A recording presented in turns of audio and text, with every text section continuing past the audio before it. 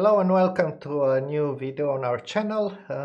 Today I have an interesting guest, and let me start by telling a story about this. A few years back we were organizing ITACAN conference, and we received one paper that I didn't fully understand, basically. I had to search it, and because I don't remember the name. It was called Aesthetics and Narrative, Programming That Cannot Be Programmed. It was one of those papers that I read. I couldn't understand a lot about what was supposed to be in the talk, but the topic was very interesting. So we did the only thing that we could have done for a conference like ITACAN conference and turned it into a keynote. And the person who submitted that is here with me today, David Schmüdde. Hi, David. Hi. So usually I know how this conversation will go because we kind of know the topics that we will discuss and things like this. Today I have no idea. I just have a few things as topics that we can start and have a conversation on, and then we'll see where this takes us. So great. First of all, it's interesting to start with a quick introduction for you because you have a unique background. You are a programmer, but also an artist. And can you tell us more about this? About this terrible life decision? Sure. Yeah, so I have a background in computer science, a degree from Northern Iowa, university there. And then I went on to get a master's in music from Northwestern. And after that, I worked in the media industry for about 10 years. And I was quite interested in the intersection of storytelling and new modalities of storytelling. And so, of course, you come up with a paper at some point like Aesthetics and Narrative, Programming What Can't Be Programmed, because, of course, I am interested. I have a background, although it's getting to the point where so much has changed in artificial intelligence. It's hard to talk about my background because most of that was in expert systems a while back and not in hot machine learning. But I have a background, a formal education with artificial intelligence where, of course, I was interested in applying that to the arts and whatnot. But this was the late 90s, early 2000s now. So it's been quite a while. But anyway, I ended up then working in this capacity in New York and in Berlin and Chicago. The last endeavor in Berlin was working with a company called Next Journal, where I worked on computational notebooks dealing with the reproducibility crisis in science, where we're trying to make sure that scientists can show their work, document their work, and reproduce the results and share them with one another and publish them in runnable code everywhere. So you can really see the intersection between narrative and storytelling and code right there, all embodied in a computational notebook. Yeah. So I remember you are doing some kind of artistic installations using programming and AI and all kind of things. Can you tell me more about some of these projects? Yeah, I mean, the last residency that I had, that was not so much AI-based, but I was working with an artist in New York named Kim Burgess, and hopefully someday we can pick up this work again, but we're interested in body and movement and sort of the implicit language shared between people physically as they move through spaces. Maybe think about how you move through a subway platform and you navigate and communicate with people without even consciously thinking about it. And we were sort of measuring or I guess viewing people with an Xbox Connect as they moved into spaces, and depending on how close they were, or how they were moving, or how many people were in the space, we would change the ambient conditions in the space. Sensorial, and then we had some static, sort of like non-interactive, I should say, video components to it. And all that was done in Clojure, because I have a background in Lisp and kind of still love the parentheses to this day. So Clojure is still my language of choice. I remember you had an interesting use for tests in that case. When you are generating, or at least for the talk you gave at ITechCon conference, you're generating music, I think, and you use tests as a limitation for the sounds. Do I remember correctly? Yeah. So, I mean, this is a Clojure specific sort of, I mean, it's not Clojure specific, this concept, but the tooling I was using is a library in Clojure called Spec, and basically Cognitech specification library that is used to generate tests or put constraints on functions and whatnot as they are written. And so, I mean, what I needed to know when I was making this art piece, of course, is I need to battle test the system just like anybody else does, because you set up this system in a gallery and then you walk away, and I hope it works. And if it doesn't work, I hope someone tells me that it's not working. I mean, the gallerist maybe doesn't even know so much about the technical specification or how it's supposed to work. I mean, it's not their full-time job to know about interactive media. So you really want to make this stuff as bulletproof as possible. So yeah, you do some heavy generative tests to make sure that the synthesis engine that I was working with and sort of the fire hose of data that's coming off the Xbox Connect, that sort of stuff doesn't overload the system in some unpredictable way and create problems for you. That, I mean, how do you test for people in a room? I mean, it's very difficult to test this concept without getting warm bodies in the room. And there's only so many times I can ask friends for favors. So I was using Spec for this purpose. And at the time, this is a pretty new library, and Cognitech, actually, I'm not even positive Cognitech has taken it into out of alpha yet, which is kind of amazing. I think the API is still not completely stable. And so at the time, though, they were trying to get sort of like people to adopt it and bang on it. And so I talked about it at your conference, also at the Cognitech Conj, the major Clojure conference that happens every year. So I talked about it in Austin. And there was some interest that at the time in using tests for like aesthetic or bizarro ends, Yeah, I found that an interesting idea, because we usually try to teach people to write tests in order to check that the expected behaviors are correct. But in your case, it was also kind of constraint on the system, as you put it. And yeah, specifically in this case, function signatures would be, your memory is very good. Function signatures, of course, can, because you're passing functions around, or you're passing, because you're in functional programming land, right? You're just passing data around. Yeah. And so, this data can be, especially in Clojure where it's not typed data. I mean, you can bring in a type library, but it's not that kind of language.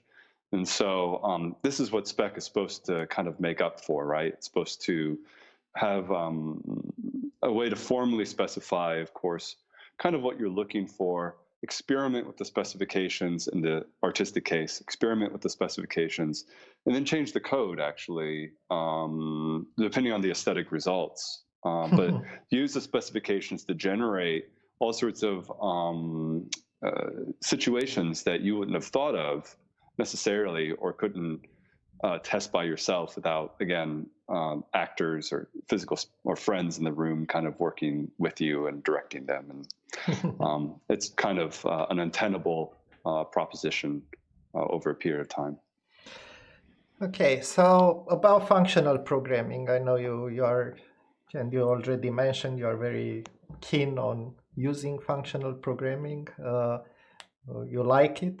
Now, my experience when learning functional programming has been that I loved to write code, and I went to the university at a functional programming course, which was mandatory in my case. So, and I went through it, and our teacher was very passionate. He loved this domain, but I couldn't understand the thing he was telling us.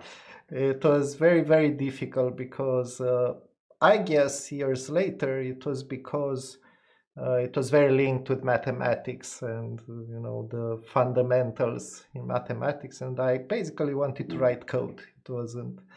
And I think after sharing this experience with other people, many programmers tell me that's kind of the same experience I had. So it would be interesting to hear from you what made you love functional programming.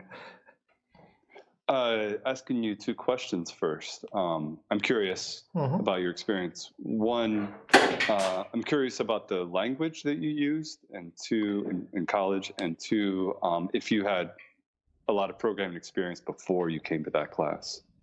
So I had a programming experience in C++ back then, and Turbo Pascal and BASIC, and ZX80 assembler, if that counts.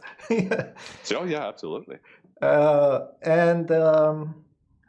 Yeah, but as you can see, my background was specifically in imperative programming. All of these were imperative things.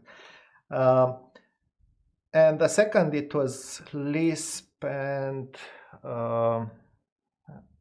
what's it called? The old variant of Clojure, I think. Kind of an Scheme. Yeah, Scheme. Scheme. Yeah. So I just took this class in Chicago with David Beasley, who was a professor at University of Chicago. Now he does independent classes in the city. He's not associated with the university anymore. Not to make this an advertisement for that. This is about a month ago, and I'm still super excited about this class. But he taught, in 5 days, he taught a SIPI course, Structure and Interpretation of Computer Programs, course on the Wizard book. Yes, this beautiful book.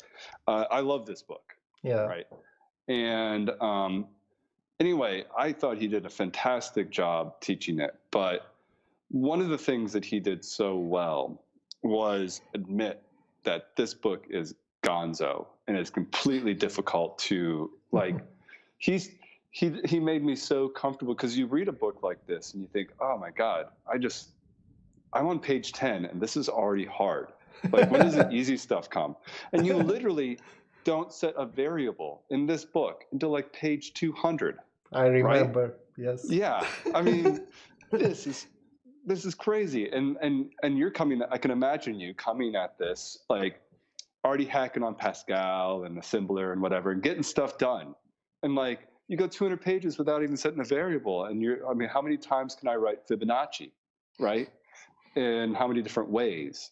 So I understand, like, I understand sort of this frustration when people come to it when they're young. And then also, I taught a class at Stevens Institute of Technology. That was the last place I was teaching. And I was teaching an ethics class, Computers in Society. And it was a required class by all the computer science students at the university. They all had to take it.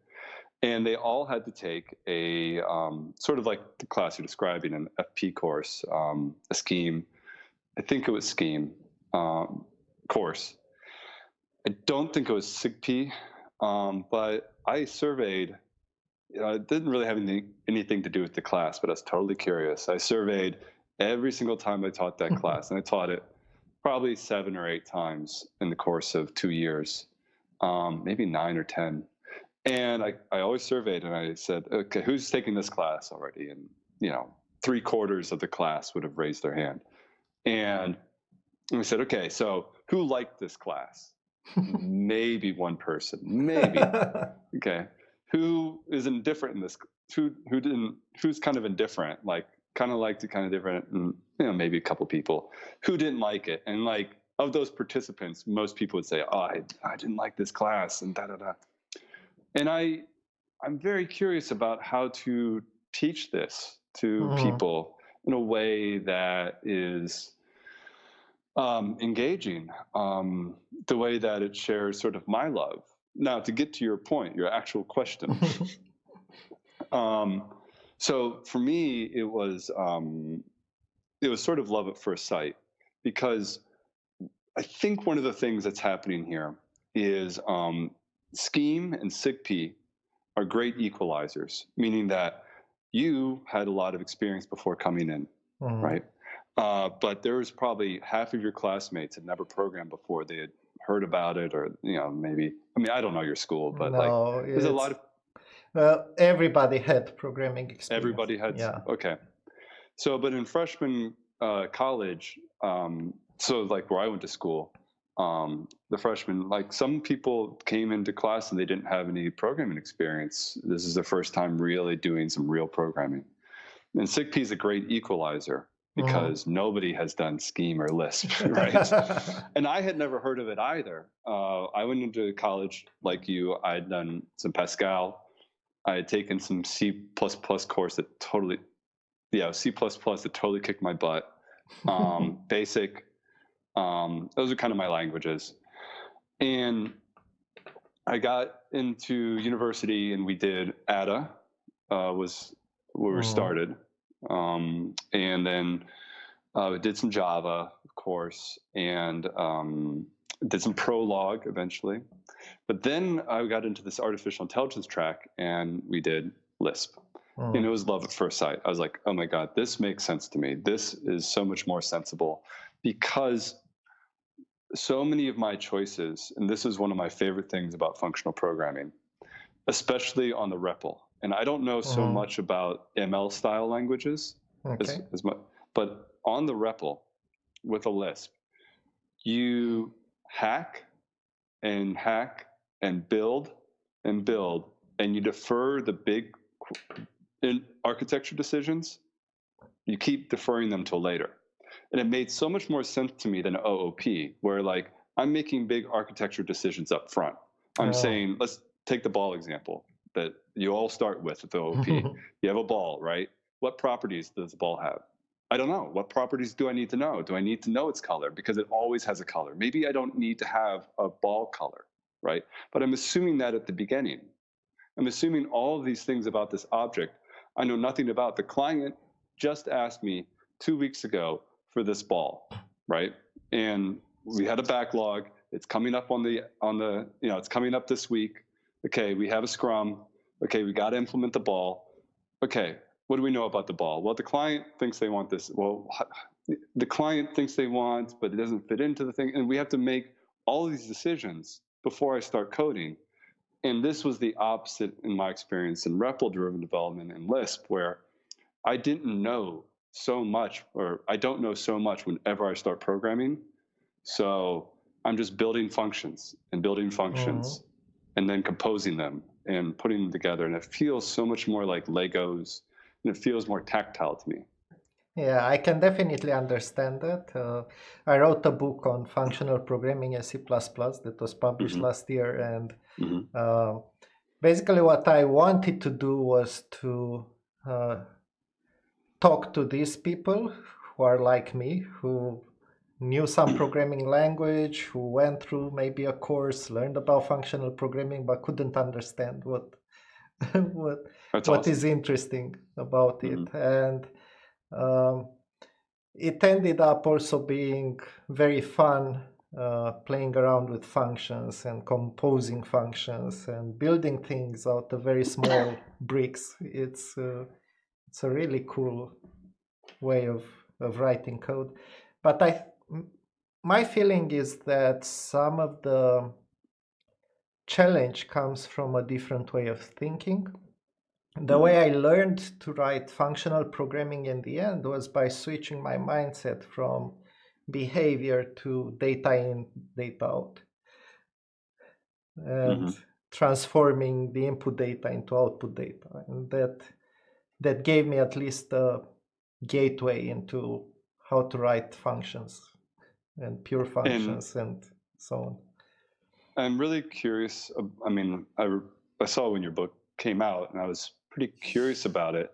I'm not going to be doing any C++. If I'm lucky, I'm not going to be doing any C++ anytime soon. So I haven't picked it up and taken a look at like how you start. But I'm curious with C++ and your approach. Are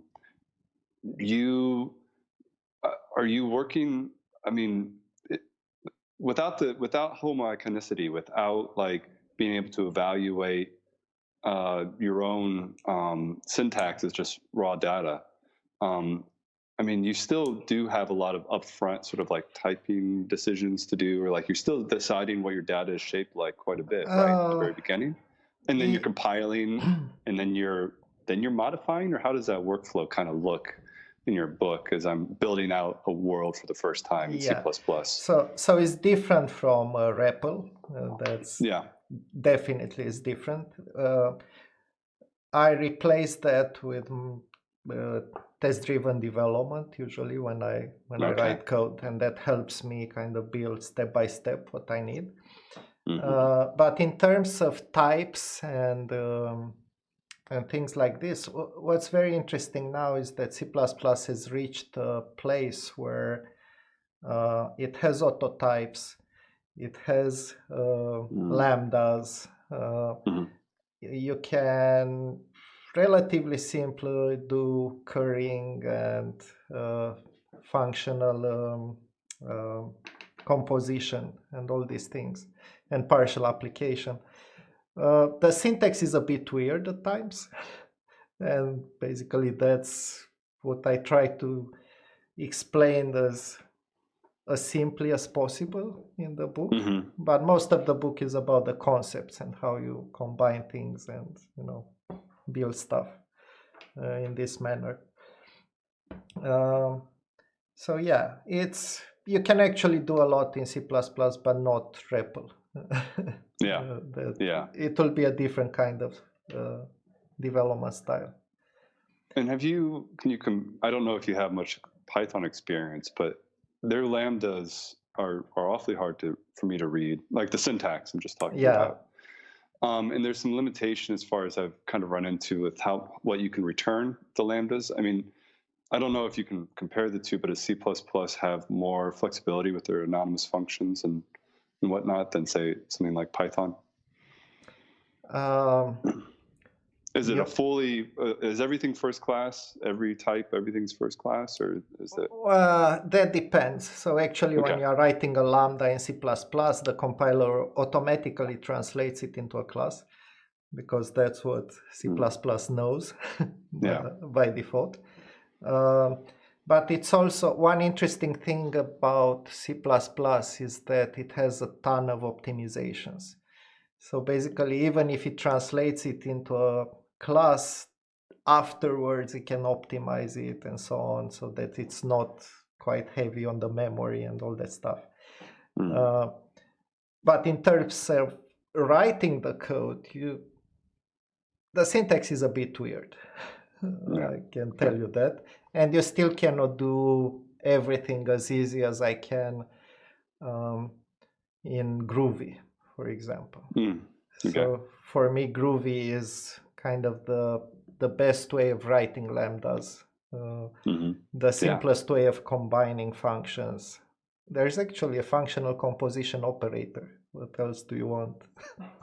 We're getting really into FP land if there's an operator. You can do currying just very, very easily in Groovy and so on. So,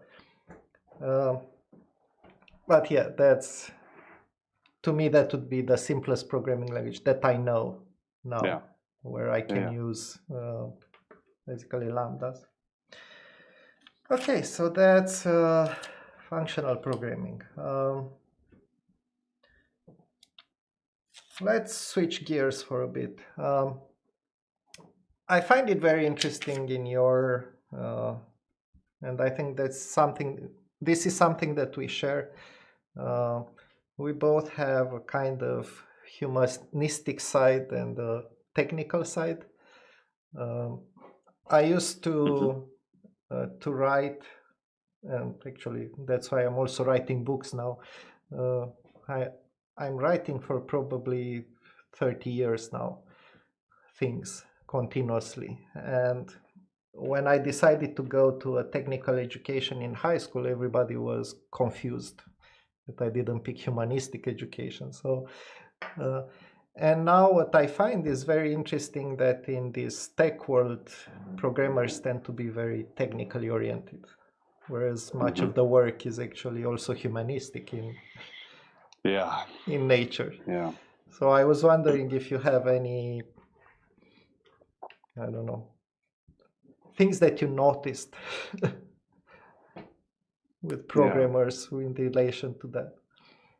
Well, and I mean, one of the things that I've had the luxury of is working with young programmers, of course, because I've taught college for a number of years. Not always programming, actually very rarely programming, mostly on the humanities side of things. I have taught a few technical, like purely technical classes. I will say one thing is, at least at Stevens, and Stevens is not a liberal arts university. So in the United States, of course, you have vocational schools where you learn a craft like programming or auto repair or something like that.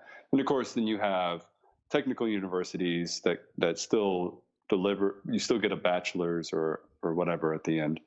And then you have liberal arts, right? Universities that are more interested in theory, with the well-rounded education. And I was a little concerned when I went to Stevens Institute of Technology, because I thought, oh, these kids are not going to be very receptive to my classes. Like, my classes are going to be the pain in their butt, right? They're going to be really good programmers or something like that, and they have to take these awful, even though, so I taught cyberspace and national security there, and I taught computers and society. So even though, like, it's in their wheelhouse, I thought this is gonna be really hard to engage these students. And honestly, they weren't any more difficult necessarily than my liberal arts students, and they were different. I mean, in the sense that they were a bit more system oriented and structured, right? They really appreciated structure. And so you have people that are systems thinkers, right? They're coming at this as people that enjoy building out systems and whatnot. And this is kind of why they're good at what they're doing when they're young. And maybe it's like how we treat the arts in general, where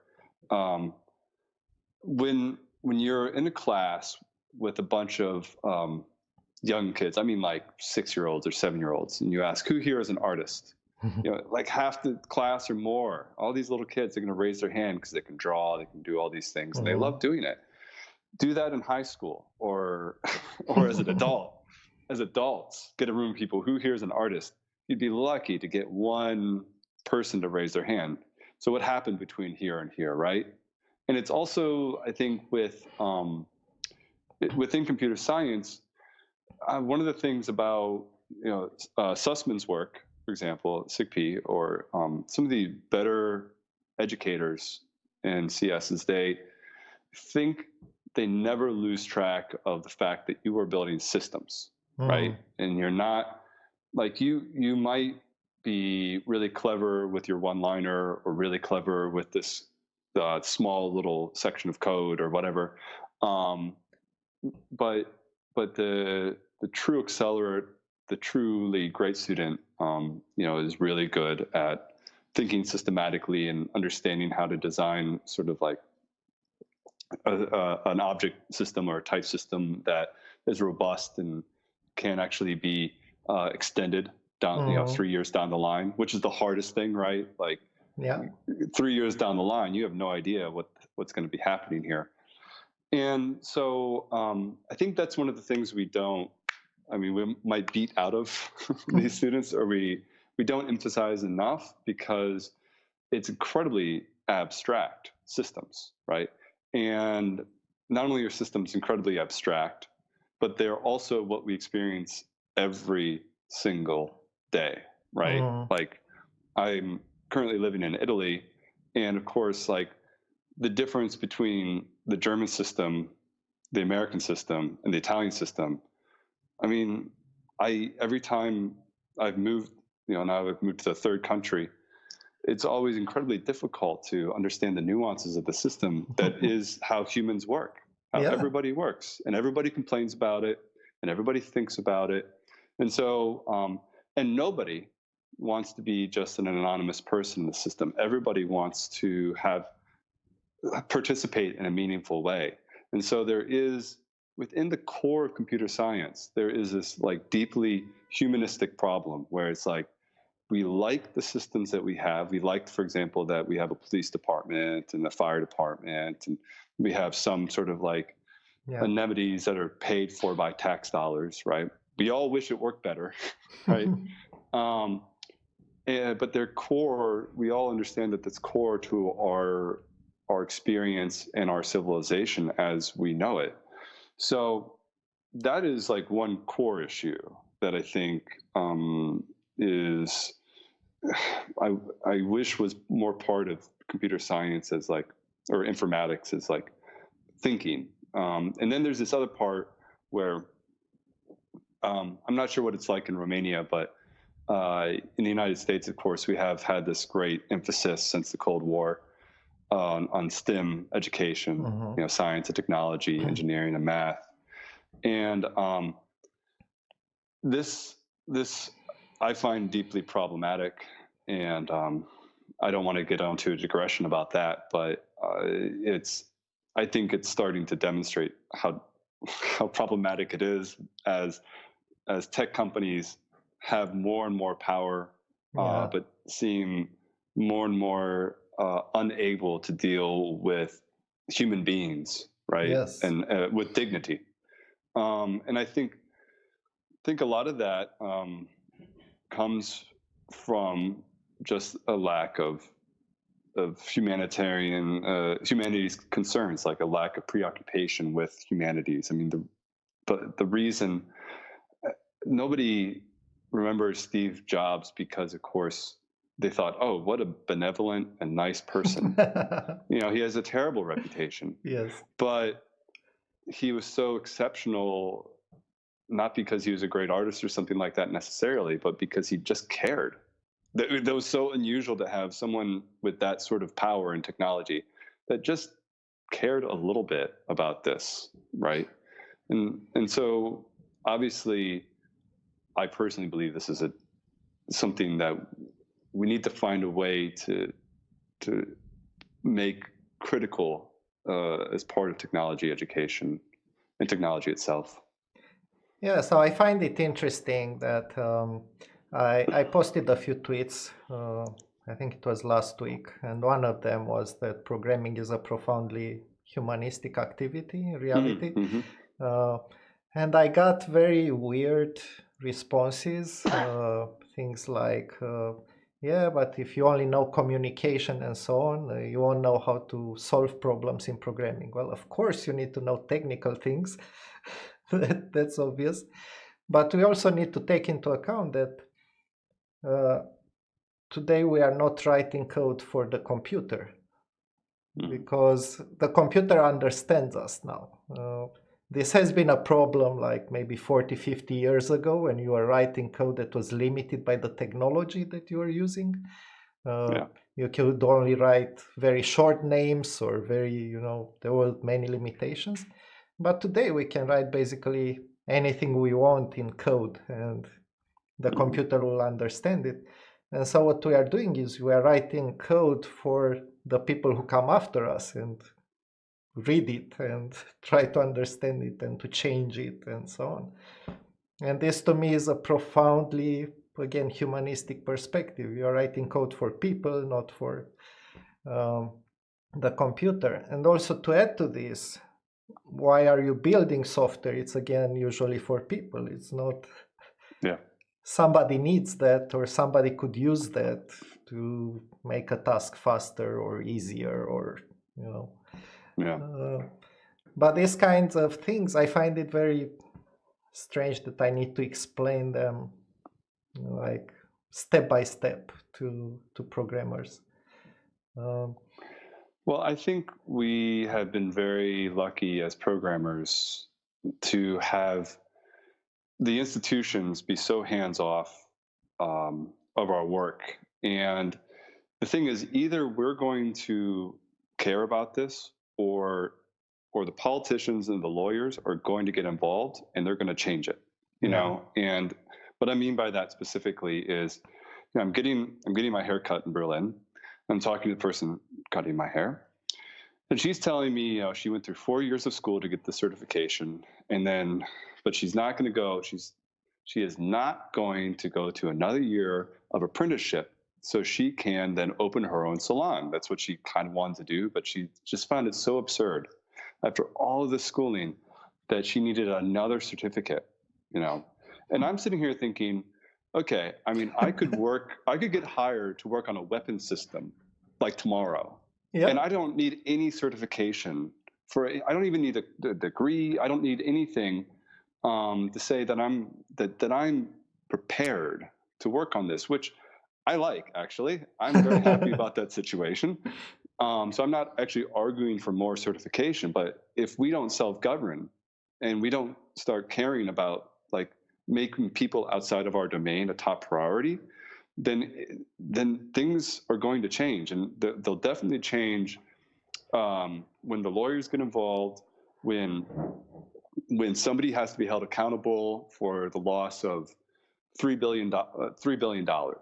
Let's say someone loses a lot of money and they want their money back, and it's due to some kind of error, right? I mean, people have died because of programming errors, but in terms of like real financial losses, real problems because of programming errors, things that affect very powerful people, this has not been our problem so far as programmers. And if someone does need to prove that that a certain line of code or a certain programmer should be held accountable for the software that they make, if this becomes a part of our vocation, it's going to change the possibilities of what we can accomplish. So we really need to make this front and center. Yeah, and I like what you said about thinking about programming as a system, because it involves users, it involves many other things around your code. It's not just your code. And I also enjoy the freedom of being able to write code without a license. Yeah, absolutely. That's great. But it also, we need to understand, I think, the responsibility that comes with it. It's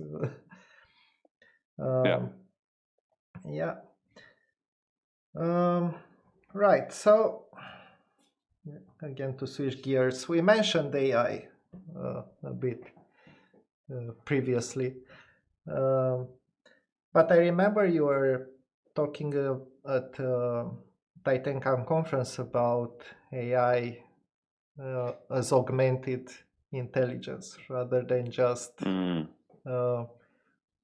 let's say, a competition for people. Yeah. More like. Yeah. So have your views changed since then, evolved, given the new things happening in AI?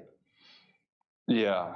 Well, I mean, I think I've noticed more activity in the domains that I'm thinking about than 10 years ago. So I feel more validated. And this was what I'm talking about. So of course, augmented intelligence is not something I coined. Yeah. It's Douglas Engelbart, working at the Stanford Research Institute um, in the mid 20th century. And of course, he's most famous for, of course, the mother of all demos, which demonstrate the mouse and windowing environments and all that, right? And and the original usage of that term, of course, is to have computers sort of at our call to augment our natural intelligence and natural abilities. And this is the great future that he sort of envisioned, for those who are unfamiliar with this term that might be watching. And I've actually seen. I wish I could name drop right now, but there are there are some really interesting. There are some interesting people working on these concepts of augmented intelligence. They're mostly people in the domain of the future of programming. People that are investigating other ways to enable people to be expressive that aren't necessarily syntax geeks, like you and I might be. Um, and there's some really exciting ideas floating around. And the thing about it is like, you said this thing earlier about the limitations are such that these days people can sit down and they can kind of do what they want without worrying about what the machine is capable of, right? And we're getting to the point with cloud, of course, where you could even just, if you didn't have enough resource, you can rent more, Yeah. download more RAM. That's a good website, by the way. Download more RAM. It's really a funny one. That's cool. Anyway, so the work in this area is really interesting, and I'm hoping that it'll continue to gain sort of more cachet in terms of like research and interest, because of course machine learning is the domain of great investments and research interest right now, where the results are, of course, AlphaGo is, of course, an astonishing achievement. I mean, there's no denying sort of what's happened in machine learning the last 10 years. And I think there are limitations to with this black box approach, but you can't take anything away from just, it's been astonishing. And I think that augmented intelligence is something that is more, to your point earlier, also is more of a cultural thing. It has to be where people start seeing and feeling more expressive, more empowered by their devices in it. So it's not a short leap, like the mother of all demos was a leap, or a short leap like AlphaGo is a leap. These leaps where people are amazed by what the computer can do. They're smaller victories that I think add up, where, for example, the things that went into the iPhone, the computer in your pocket, there were plenty of computers in your pocket before the iPhone, right? Yeah. And it just took a lot of small things to change before that product could come to life. And even that product for me has been, well, I guess the tablet has been kind of uninspiring to me, because we're still not at the point that Alan Kay envisioned, 70 years ago, where for me, most of what's happening on the tablet, there are some exceptions, some great apps that are exceptions, but for the most part, the tablet is a consumption device and not an expression device, a way for me to build my own tooling and easily build my own tooling, just based on what I was creatively thinking, as easy as I could use a pen and paper, and or work with wood or whatever. So the augmented intelligence paradigm has to see those sorts of tooling come together, and then maybe there could be a big time product that comes out of that. But at the very least, these small gains are kind of, I think, where it's at for the foreseeable, for the near future. We're still in the small game sort of thing where really adventurous people are mining ideas in the past that were impossible to do at Xerox PARC because the hardware wasn't there, or were impossible to do at SRI because the hardware wasn't there. Even like, for example, and then this is where I'll stop sort of this ramble, but even, for example, immutability in programming. Like immutability is not a new concept, but changes in hardware and changes in algorithmic research, new efficiencies found within how we structure or write algorithms, have made immutability something that's possible. And I think that's a huge game changer too. So you mean in hardware, you can make immutability possible, or? Yeah, I kind of leaped. Sorry, there. I kind of leaped between two things. One, augmented intelligence, small victories, to hopefully eventually make a big time product. And what I was also saying, but a lot of these ideas that people are mining from come from the 70s, come from the 60s, when the computational resources weren't there. The same can be said about programming languages and programming concepts like immutability, right?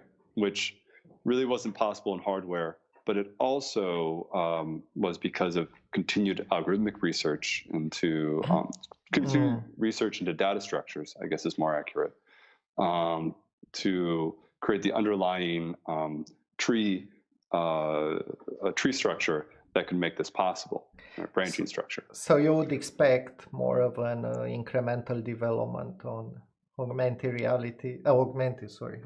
intelligence, to the point where we get to be more expressive, or something like that. I think to bring more ideas together. I think we're still not there. And I'll say something really quick that kind of is my threshold. And I think, so Alan Kay, when he published about the Dynabook, sort of what he imagined was two kids having a Dynabook, which are essentially tablets, in the 1970s. Yes. That's what he's envisioning. And they were able to make games on the Dynabook and play games with each other, games that they made, not video games that were programmed for them that they're ingesting. And he was basing this on the idea of, kids on the playground make games all the time. They make them up constantly. They constantly are inventing. And so we want to create a software system that allows kids to do that. And that's my threshold. When kids can make games and have fun making stuff, this is a leap. Yeah, I see. Indeed, it would be a very interesting world, one where people could easier create things based on software that exists and that understands them better than, Yeah. And I think this is related to, this is strangely related to something that I noticed by building our own product. We noticed for the first time, since I wasn't in the position of a programmer anymore, I also knew how the budget was structured and things like this. And I realized how expensive it is to build custom code. It is hugely expensive, and not only to build, but then you deploy it, and some OS update comes and it just breaks. Yeah. And it's an unbelievable world to me that this is still happening. That you still cannot write kind of a piece of software, even if it's properly tested and so on, deploy it and it will work, and it will work for a longer period of time. And so starting from this, I started experimenting with kind of combining pre-built components, so no code, just trying to combine things. I see. And I ended up doing much more, solving much more problems in this way and faster and so on. Yeah.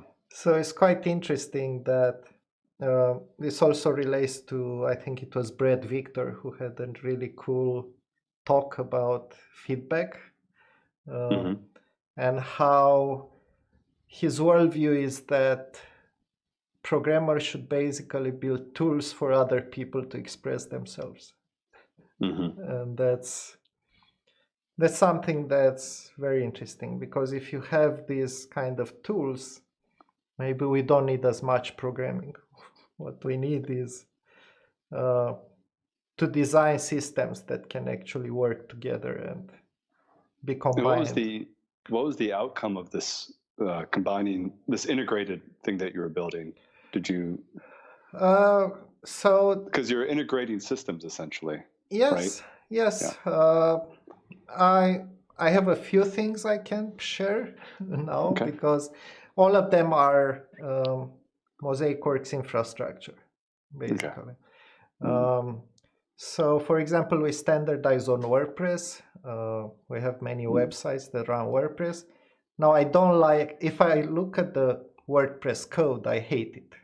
Right? Yeah. I cannot stand it. I wouldn't go near it. However, I don't know exactly how they are doing, but it works.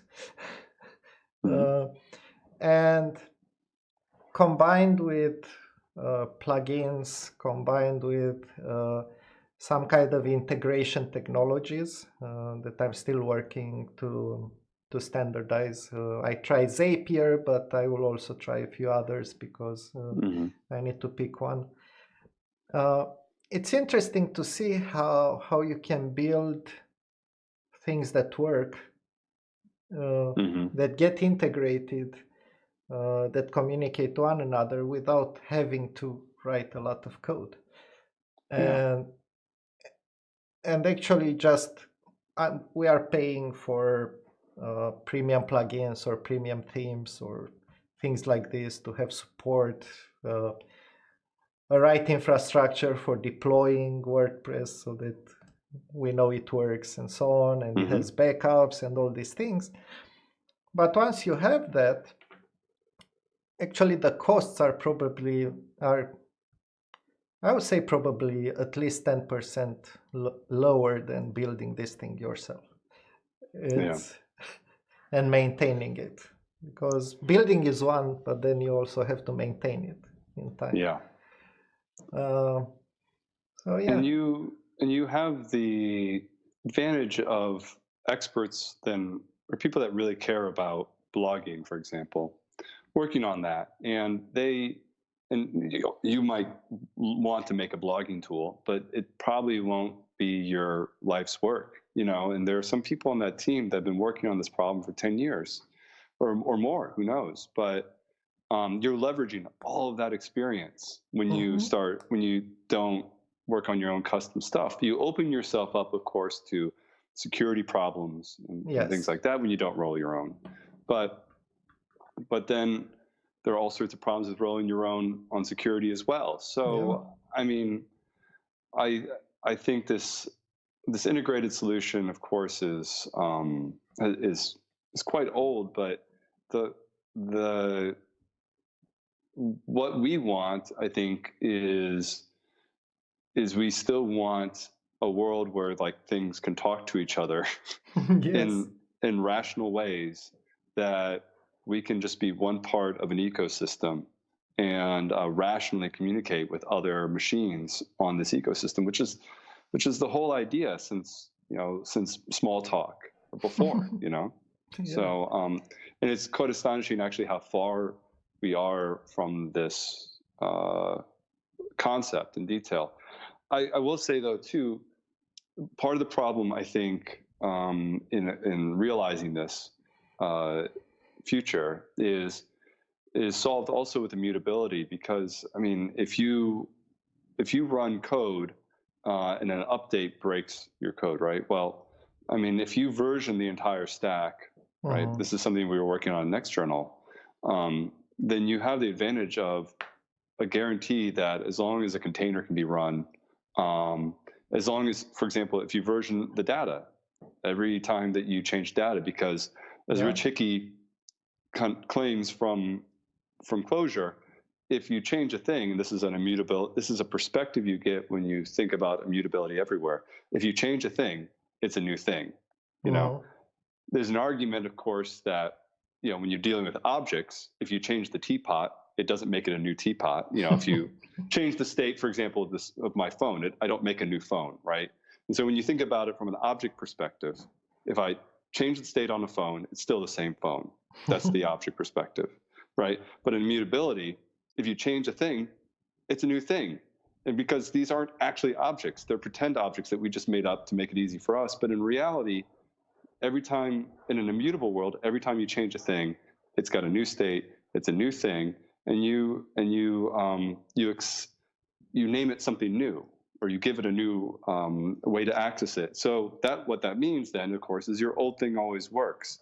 And I think that in a world of small talk communication sort of infrastructure where these machines are always able to talk to each other, if a machine is immutable, right, as like Ted Nelson's sort of like original idea of Project Xanadu, if this thing is immutable, then if someone else changes the machine, you can still have a conversation that you expect to have, right? And so immutability, this is one of the reasons I think immutability is such a game changer, and we're just at the beginning of this, because for the first time we have practical immutability, like closure, like blockchain, and we don't know exactly where this is going and what the practical benefits will be, but I can see them when I read the papers in the 70s from a Ted Nelson or something like that. I can see where this is going. Yeah, and it's interesting. The way I finally understood why immutability is so important is because it basically eliminates the axis of time from programming. That's what it's basically doing. Time becomes a parameter in your data. It's basically that version at that time, and then another version another time, and so on.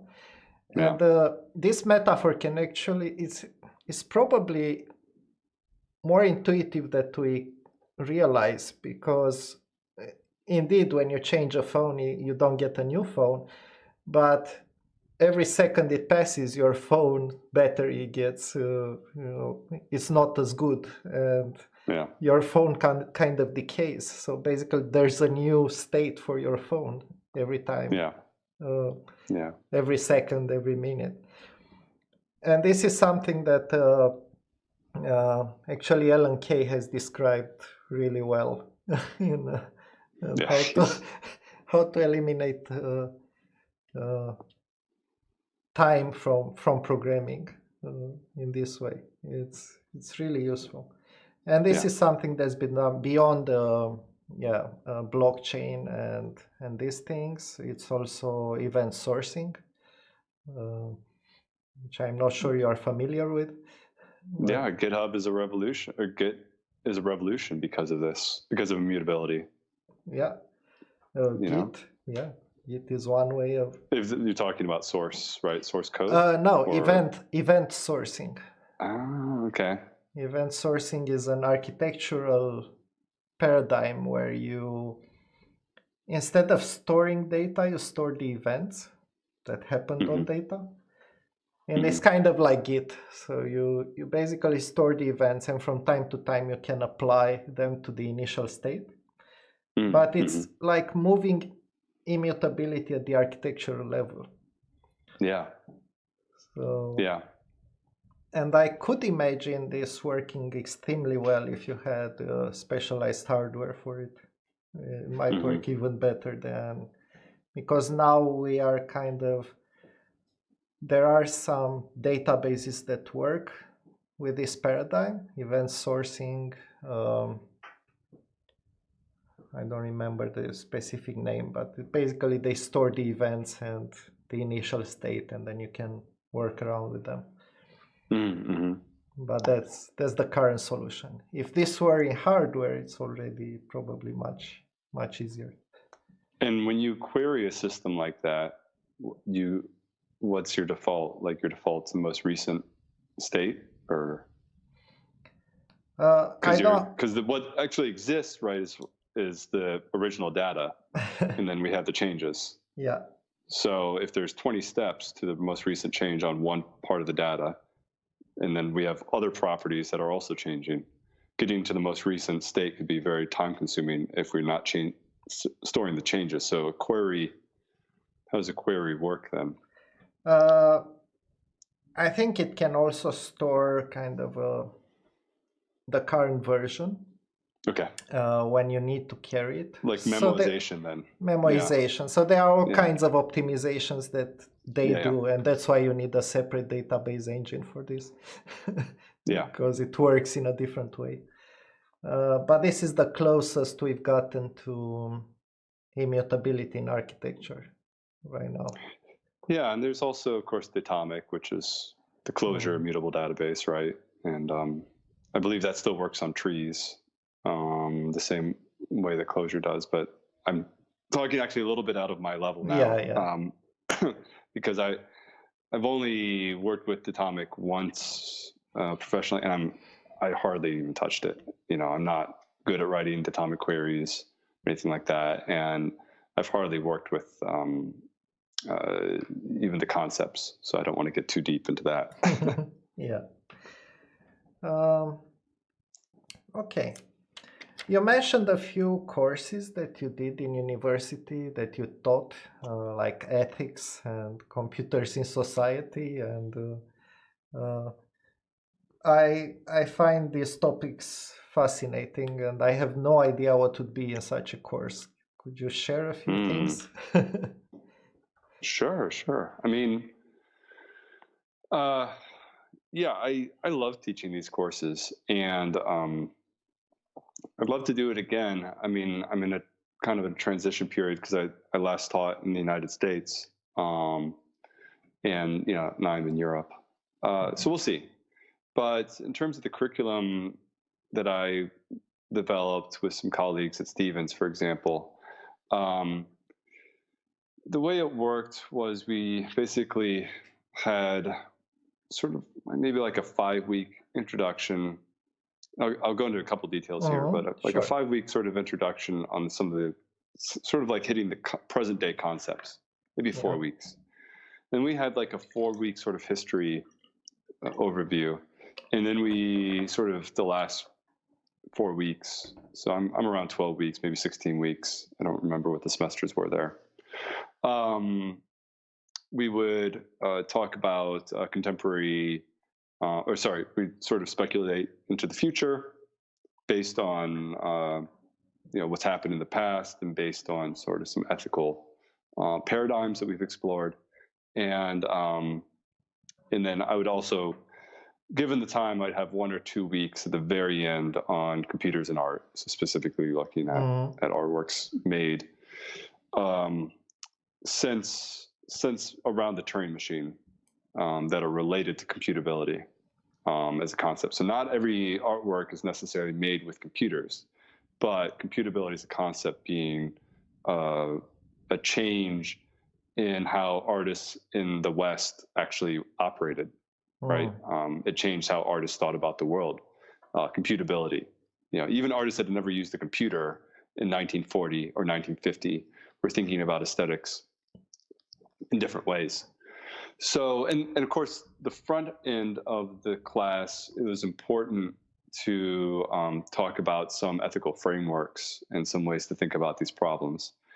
And one of the things that I would change and do better next time is it's very important to me to have students understand how I came to whatever the conclusions, like why did I choose to talk about this topic or that topic, like the thinking that I came to these places, like, because that's where you start to teach like how to think about problems instead of here are the facts. How to, that's really what I could improve teaching that class, because these students are going to encounter problems that we can't imagine today, and we need them to be prepared for that. I don't think anybody is, but we want to do the best we can with these tremendous moral issues that we're going to be confronting in the next 20 or 30 years. So for example, one of the the first paper we read every semester I taught it was Langston Winter's Do Artifacts Have Ethics? I think it was. It's been a couple years since I taught this. Langston Winter's famous paper, and he published in 1980. And what he was talking about was like he was trying to get rid of this concept that or challenge the concept, I should say, that technology is neutral. It just depends on what we do with it, right? And his point is technology is not necessarily neutral. For example, nuclear power. If you, assuming that you want to avoid a nuclear holocaust, let's just start with that assumption, right? Certain political infrastructure has to exist to maintain an arsenal and power plants, right? Once you build them, the political structures that built them are perpetuated off the building of that infrastructure. And if you went to and you decided as a civilization, or as a society, I should say, that okay, it's time for anarchy. This is what you really not that anarchy is necessarily plausible, but it's not even something you can entertain because it's baked into nuclear power that you have to maintain it a certain way. So the politics are tied to this. And so there are baked in sort of politics, and then there are incidental politics, because of, say, automation. There are these incidental politics, but that are deeply rooted in the technology itself, right? So these artifacts having political positions as they're constructed.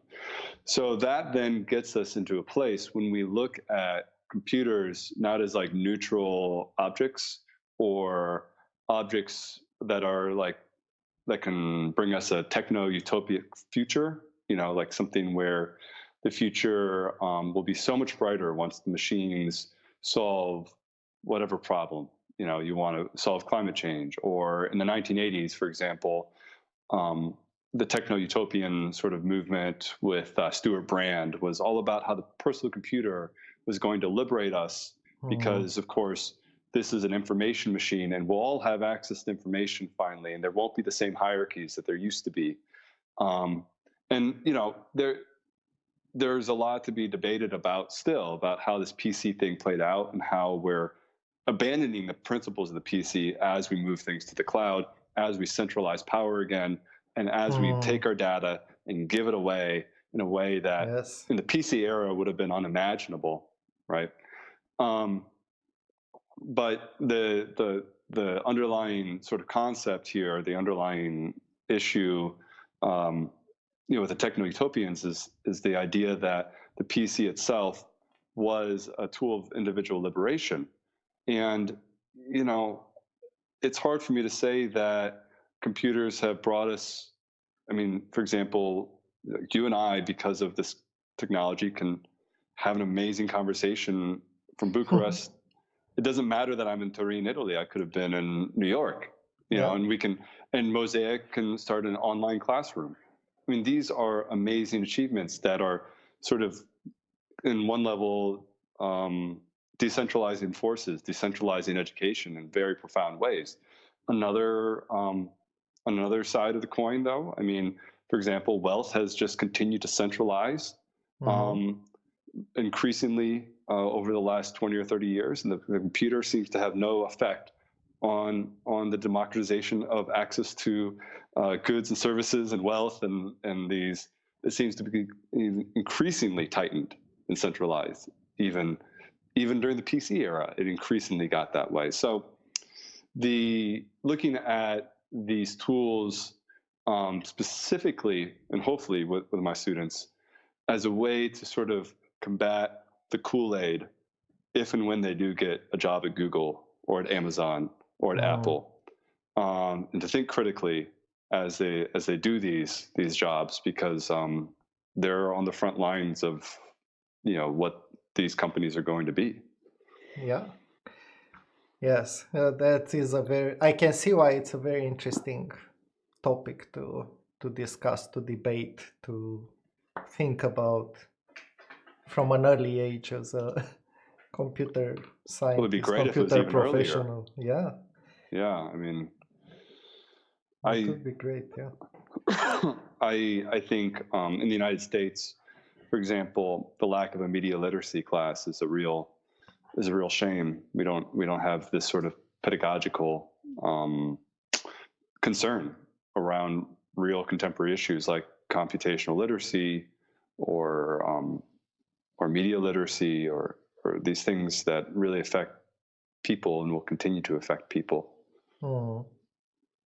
Yeah, I just wanted to say one thing about the great work that I think your company is doing, Alex, like what you're doing there in Bucharest, organizing conferences and putting together sort of educational opportunities online.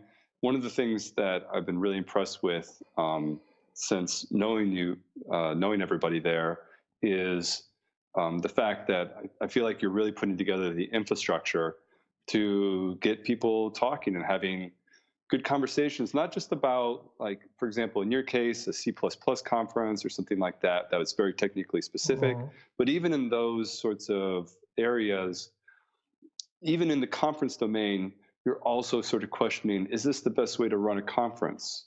And so there are people there that actually just want to talk about how to run a conference. Do we do an unconference?